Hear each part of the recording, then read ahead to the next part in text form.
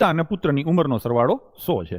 5 વર્ષ પહેલા તેમની ઉંમરનો ગુણોત્તર 2:1 હતો, તો 10 વર્ષ પછી ઉંમરનો ગુણોત્તર શું થશે? હવે આવા ગુણોત્તરવાળા દાખલા હોય આગળ ને પાછળ ને, એવા દાખલા થોડાક તમને કહટામણવાળા લાગે. આને આપણે જવાબ ઉપરથી કરવા જઈએ તોય ના મેળ પડે, કેમ કે ગુણોત્તર આપ્યો છે, એમાં આગળ કેમ વધવું? એટલે કરવો હોય તો આ દાખલો કરાય, નહીતર આને છોડી દેવાય, છેલ્લે ટાઈમ મળે ત્યારે કરાય. પ્રશ્ન અઘરો નથી, આ તો એક વાત થઈ છે.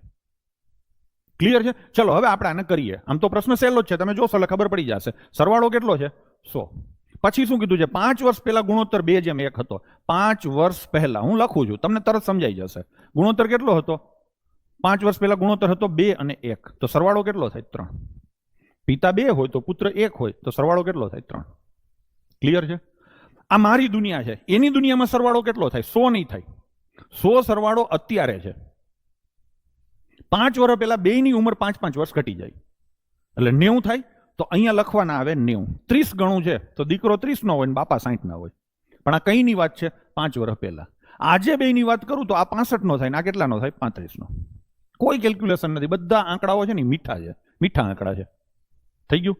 હવે શું કીધું છે એને કે 10 વર્ષ પછી ગુણોત્તર કેટલો થશે? તો આ બેયની ઉંમર 10-10 વધી જાય, બાપા 75 ના થાય, દીકરો 45 નો થાય, અને એનો કાઢવાનો ગુણોત્તર. મંડો કાઢવા. 15 ઉડે તો કેટલા આવે? 5. 15 ઉડે તો કેટલા આવે? 3. તો ગુણોત્તર થશે 5:3. બસ થઈ ગયું. થઈ ગયું ને?